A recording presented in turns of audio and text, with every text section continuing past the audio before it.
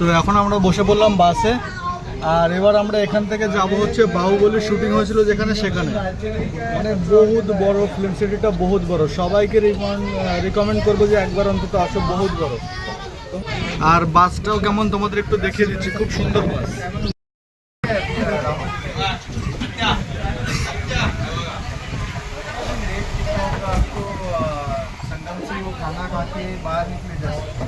তো ফাইনালি আমরা চলে আসলাম বাহুবলীর সেটে। এবার বলো কেমন লাগছে বুঝছো?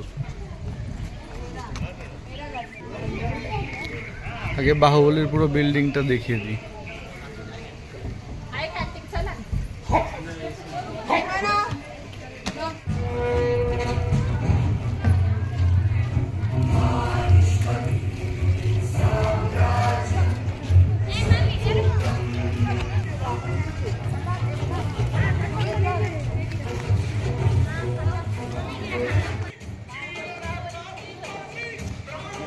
আচ্ছা চলো এবার অন্যদিকে যাই।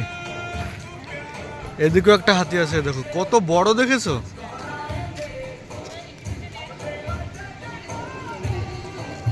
হ্যাঁ,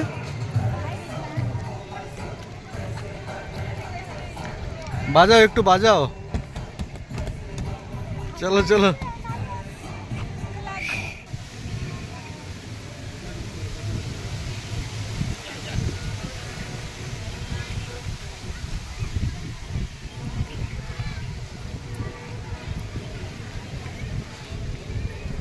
খুব সুন্দর লাগছে সেটটা, বলো।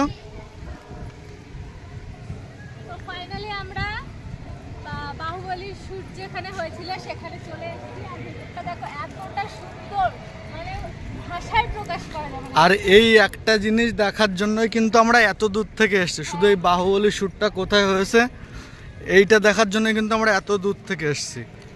আর এই যে দেখতে পাচ্ছ ঘোড়া, বহুত বড় কিন্তু এটা, বলো। যাও দেখে তুমি ওর একটা পায়ের সমান হও কিনা।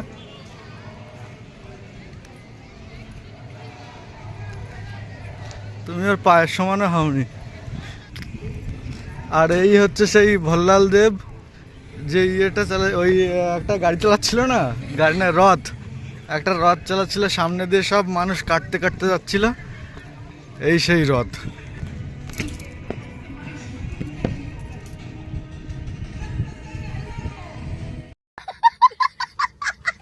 কেবল যুদ্ধ টুদ্ধ করে আসলাম, প্রবাসের সাথে তো সে বিশাল ঝামেলা, মোটে মানবে না, মোটে মানবে না যে এই রাজ্য আমার, সেটাও মোটে মানবে না। অনেক কষ্ট করে রাজি করলাম।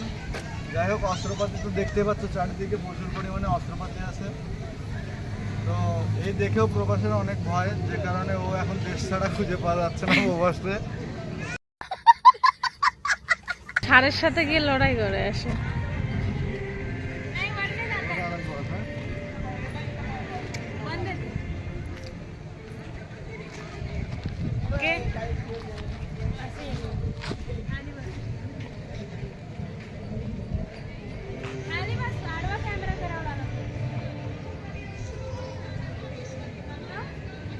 তো এখন ষাঁড়ের সাথে লড়াইয়ে নেমে গেছে তোমাদের দাদা ভাই। कौन है वो कहाँ से वो आया।